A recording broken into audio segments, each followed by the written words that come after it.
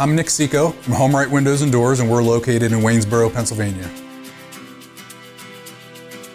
So we do vinyl replacement windows, we do steel and fiberglass entry doors, we do aluminum storm doors, and we do sliding patio doors, all made by Provia. The windows are a vinyl replacement window, and it could be anything from double hungs to casements to bay and bow windows and everything in between.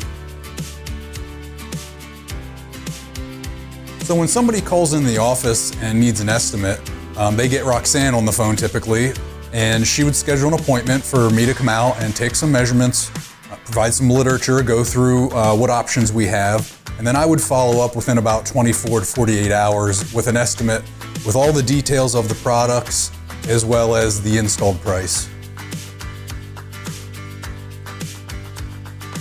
I find that we're typically much more affordable than the companies that you see advertising on TV or in a lot of other places. If they're spending a lot of advertising dollars, obviously they're passing those costs on to their consumers.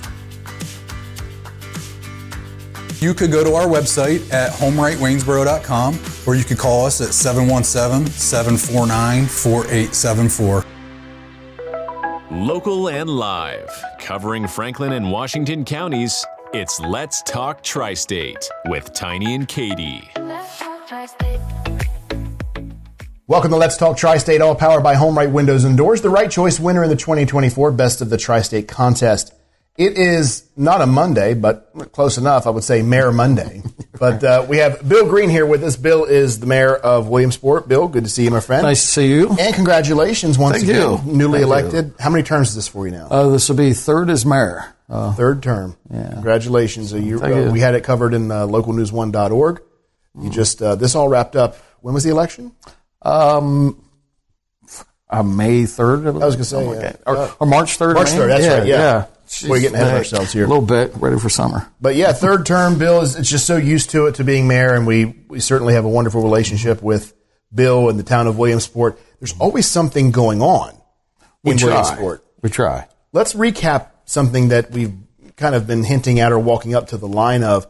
There's this new property that we can now confidently say is acquired by the town of Williamsport. So take us through, those who may not have heard about this. What is the property? What's it for? Where is it? Okay, so we already own the barn right outside of the Barron Park. Yep. Okay. We do a lot of events up there. We have the country line dancing coming up this month.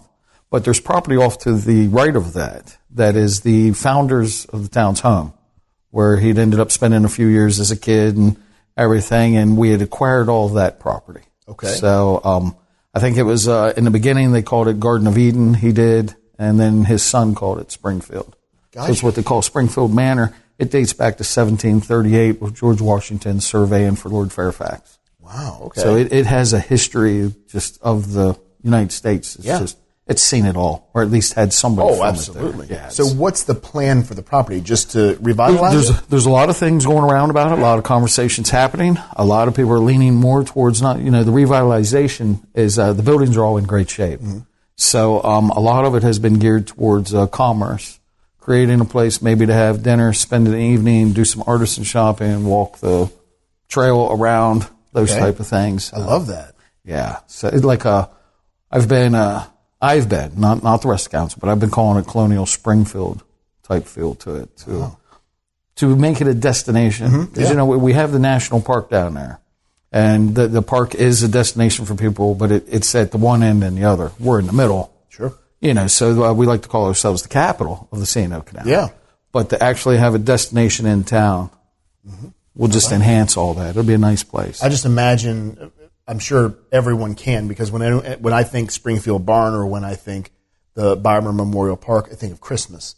Right. And I just imagine that adding that to it, if it goes to what you're saying, it's going to be an amazing holiday destination, even more so. That's what we discussed that the other night was, could you imagine at Christmas time just coming here with the barn, with the park, and all of this being done and just spending a weekend? Yeah. It's going to be fantastic. Prior to the town acquiring the property, who owned the property and maintained it? A friend of mine, Chloe Panicki. Okay. She was the owner of it. So it was privately held? It was privately held for a lot of years.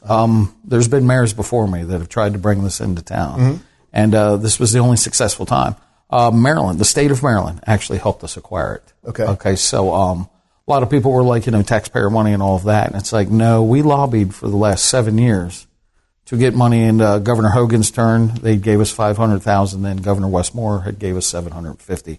The price had fallen to the $1.4 million that we could afford. Right. Okay. So it was fantastic. Now, was it being used as a residence? Yes. Okay. People were actually living in the buildings. Okay. So the Gatehouse had a couple that lived in that and rented it. The Spring House had a couple that lived in that. The distilleries where Chloe, the owner of the property, lived. And then the Front Manor House had another couple. Now, are they currently occupied? No, now they're all empty of the beginning of October. Okay.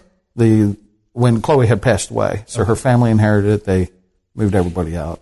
Gotcha. Yeah. So said, here we go. Let's finally do this. Yeah. And it came at a price to where we were like, we need this. There's no, the state's giving you the money. If you don't take the money, it's going to go somewhere else. Well, not to mention, if you don't pull the trigger on this now, we're never going to get it. Exactly, because someone's going to come in, buy it up, and do Lord knows what for how long. That was a concern. Was some of the people that looked at it.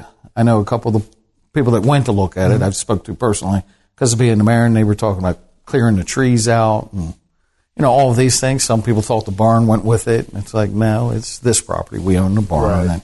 And so somebody would have done something back there, I'm sure. And it is a good piece. I mean, for the right group's going to make it work out well. And I think the town council is probably going to be that group. We've talked a lot about leasing to business owners, these ideas and stuff, and that's how you would go about it and creating a partnership that way. I love it. It's going to be great. So speaking of that area, that property, you mentioned the barn, which is adjacent to it, to the new property. When it comes to the barn, you mentioned at the outset country line dancing. Oh, yeah. So take us through this. What I have here is happening April through June, Springfield Barn, $10 per person. But go ahead and take it. So every, I believe it's first Friday for April, May, and June. Okay. So it's like, I'm quoting on like April 4th, I believe is the first day coming up. So line dancing, we have a person that does, and she teaches line dancing.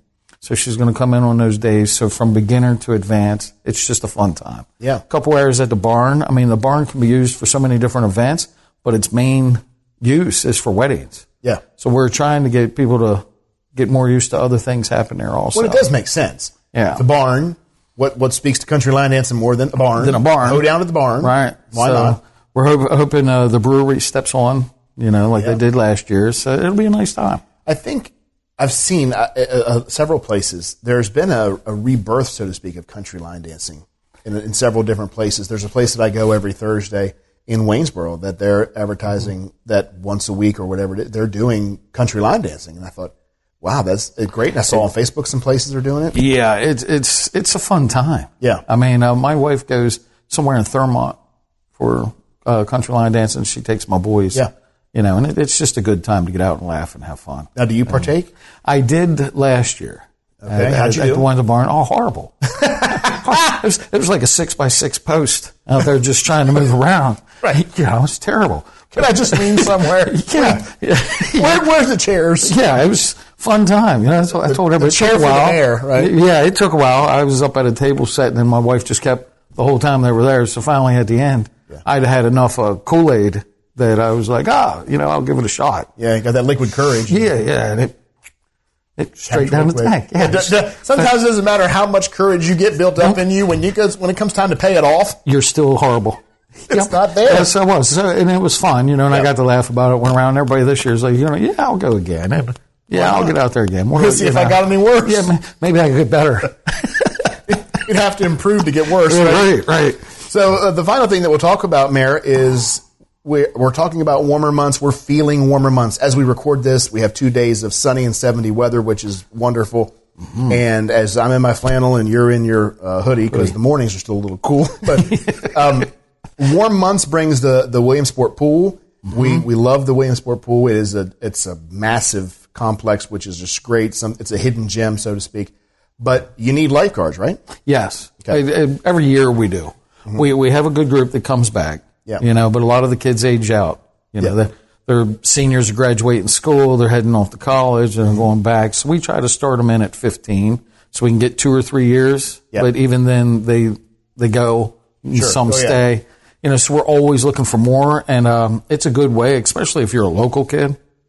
It's a good way just to start a nice summer job. Yeah. You're at a pool, It's sunny. You get to swim. You save lives. You get good learning skills with it, good certifications. I mean, we've had some of our lifeguards have went on to run other pools in other states. Okay. I know my daughter's one, and she works in Loudoun County at their pools. Nice. She has a good county job doing it. So, and I know a couple other kids that went here in PA and they're running pools, and some are, farther west. Right. But yeah, they took their lifeguarding skills. And it does when you're hiring people, like even I look at the applications, and if you've got CPR certification, I do pay a little bit more Here's attention. a pile. That's that pile. Right, because it is kind of like, that's nice to have. Yeah. And I hear from a lot of other people that hire and employ people, they look at the same kinds of certifications. Yeah. And you have to. I mean, that's... Yeah. Aside from swimming, that's kind of part and parcel It is. A lot of things happen, and, and at that age, they get, trained for everything with that. So it's good. And it teaches a lot of responsibility. You figure at 15 years old, being responsible for the safety and well-being of, everywhere from kids to adults, senior citizens. Seniors. Yeah. I mean, that is a lot of responsibility. It takes a special kid to do that. It does. And we have some kids that just can't. Yeah, sure. And we have other ones, and the way we do it is you have an experienced lifeguard with a new. Yeah. So they're always out there together, and it's just to teach them. And we've been successful on catching things before we happen. Sure.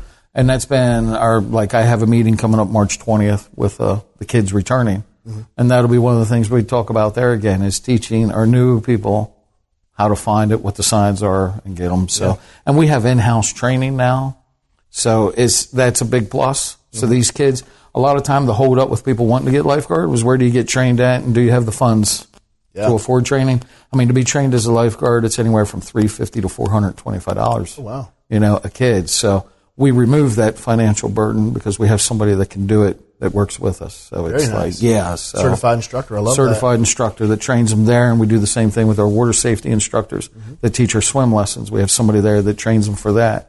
So, I mean, to get it's that already an incentive to apply. It is. You don't have to worry about paying for the certification. It's built into everything. It's built into it. So, yeah, to do our swim lessons, those kids, you get a WSI. It's what they always call the golden ticket, because you can do private swim lessons. You can go to clubs and do swim lessons. And those certifications, when you're a teenager, I know my son teaches private classes.